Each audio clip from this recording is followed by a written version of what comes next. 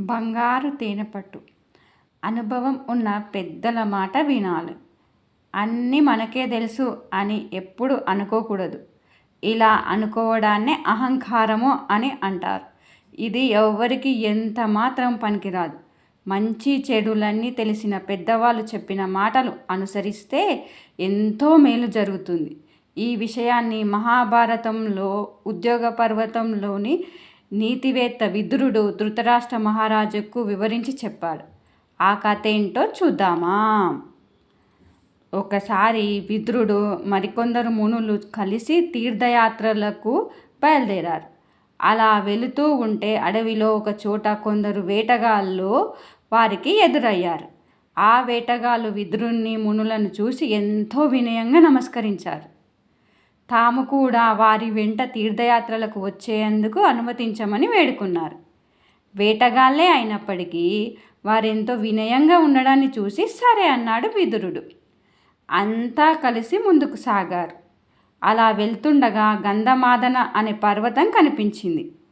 అది చాలా పవిత్రమైన పర్వతం.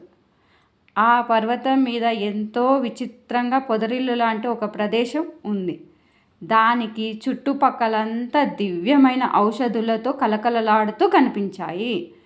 అక్కడే ఉన్న మరో విచిత్రం అందరినీ ఆకర్షించింది. ఆ పొదరింటికి కొద్దిగా పై భాగాన ఓ గుహ ఉంది. ఆ గుహ ద్వారము అంచుకు బంగారు రంగు కుండలాగా ఉన్న తేనెపట్టు కనిపించింది. అయితే ఆ తేనెపట్టు దాకా వెళ్ళడానికి సరైన తోవ లేదు. అక్కడ దాకా ఎక్కాల్సిన కొండ ఎంతో ఏటవాలుగా నున్నగా పట్టుకొట్టే జారిపోయేటట్టుగా ఉంది. విదురుడు మునులు ఆ బంగారు తేనెపట్టు గురించి మాట్లాడుకుంటున్నారు. అది మామూలు తేనెపట్టు కాదు, దివ్యమైన తేనెటీగలు పెట్టింది. ధనాధిపతి అయిన కుబేరుడికి సంబంధించింది అది. అందులోని తేనెను తాగితే అమరత్వం లభిస్తుంది. అంధుడికి చూపు రావడం, వృద్ధునికి యవ్వనం రావడం లాంటివన్నీ జరుగుతాయి. అందుకే దాన్ని భయంకరమైన విషసర్పాలు కాపాడుతుంటాయి.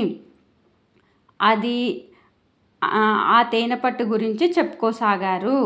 మునుల వెనక వరుసలో నడుస్తున్న వేటగాళ్ళు ఆ మాటలన్నీ వింటున్నారు.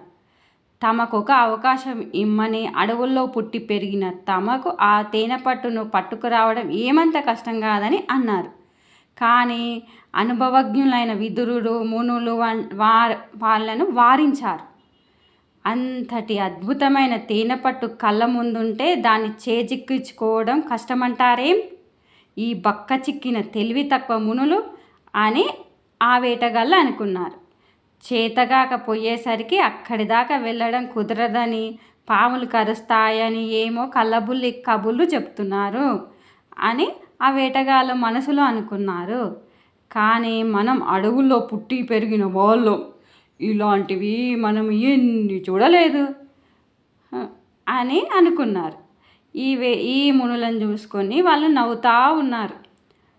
విదురుణ్ణి మునులను ముందుకు నడవనిచ్చి వాళ్ళను తెలియకుండా ఆ పెద్దలు చెప్పిన మాటలు వినకుండా వీగుతూ ఆ తేనెపట్టును అందుకోవడం కోసం ఎన్నెన్నో ప్రయత్నాలు చేశారు.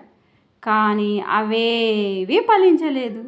చివరికి విషసర్పాల ముందు పడి ప్రాణాలను పోగొట్టుకున్నారు. అయ్యో, పెద్దవాళ్ళు ఏది చెప్పినా అనుభవంతో చెప్తారు. అహంకారానికి పోకుండా మనలాంటి పిల్లలు ఆ మాటలను వినడమే మంచిది. హాయ్ చిల్డ్రన్స్, ఈ కథ నచ్చితే సబ్స్క్రైబ్ చేసుకోండి.